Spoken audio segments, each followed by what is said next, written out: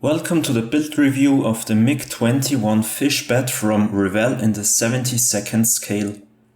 It's a skill level 3 kit with 83 parts and you can choose between the Russian and Eastern German version. For a more detailed view on the contents of the box, just watch my unboxing video. What makes the MiG-21 so interesting to me is flying it. Of course I never sat in a real MiG, but I love to take the fish bed for a ride in the simulation DCS world. It looks and feels more like a rocket than a fighter jet. It's also interesting that the MiG-21 is the most produced supersonic jet in history and is still used by few nations. But now to the actual kit. The first thing I noticed after opening the box was the detail on the parts. What stands out the most are the panel lines and all the knobs and switches in the cockpit. Even the ejection seat consists of 3 parts, whereas many other kits lack detail here, for example this seat for Revell's Draken. That said, I was really eager to build this kit and started with the cockpit. I sprayed the seat and cockpit in a light grey as suggested by the manual, and painted all the small details with a toothpick and a needle. I was a bit irritated to find out that the instrument panel is a clear part, but I also just used a light grey here before applying the decal, which looks great by the way. Even the instrument panels on the sides are modeled, so I also painted them in different colors. Here you can see the finished cockpit section. I'm not completely satisfied with the grey tone, but all the details let this cockpit stand out in comparison to other kits. Next up were the wheel wells that I weathered a lot with acrylics and Revell's weathering powders. Then I painted the engine nozzle and glued it on the fuselage together with the cockpit section and the wheel wells. Then I added the other fuselage half and waited for the glue to dry. After that I assembled the wings and connected them to the fuselage.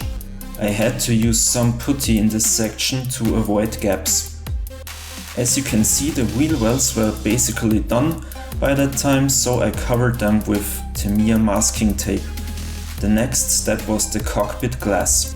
Here I used Scotch Magic Tape for the first time. I can really recommend this product because it's transparent, so you can just cut along the panels or edges that you need to spare. Using Scotch Magic Tape was much easier than Tamiya's masking tape. So after masking and closing the cockpit, I tried the black basing technique for the first time. Basically you just spray the whole model black before spraying thin layers of the actual color on it. I also tried to get some random patterns on the MiG, but my cheap airbrush is just not suited for such a technique. Therefore I just sprayed the whole plane in aluminum.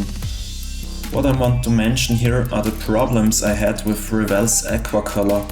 To get the best result I bought Revell's Aqua Color Mix Thinner for their acrylic paints, but it just doesn't do what it's supposed to do. Here you can see what happens if I thin the aluminum acrylics with Revell's thinner. The result is basically the opposite of what the thinner is supposed to do. The paint clumps together and the airbrush jams. In comparison, here I used distilled water and it worked perfectly. If you have any experience with Revell colors, please tell me in the comments. Anyways, I continued by masking a couple of panels and painted them in a slightly different aluminum that I just mixed together to get more variety of colors on the kit. That looked quite nice, so I added the sea green to the rudder and this fin underneath the fuselage. I also masked the engine nozzle again with Scotch Magic Tape. Here you can see how easy it is to cut along the panel lines. I did scratch the surface here a bit, but that did not matter because I sprayed another coat of color over it anyways. The next step was the weathering. After applying a gloss coat I tried acrylics and Revell's weathering powders, but what worked best for me were thinned enamels that are wiped off in the direction of the airflow. The remaining streaks are quite apparent, but I'm very pleased with how it turned out. It's an old MiG after all. Then I did the decals and fixed them with Microsol.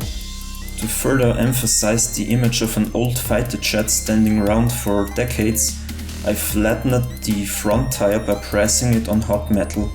Unfortunately, I was a bit too enthusiastic about that. Overall, the landing gear was no problem.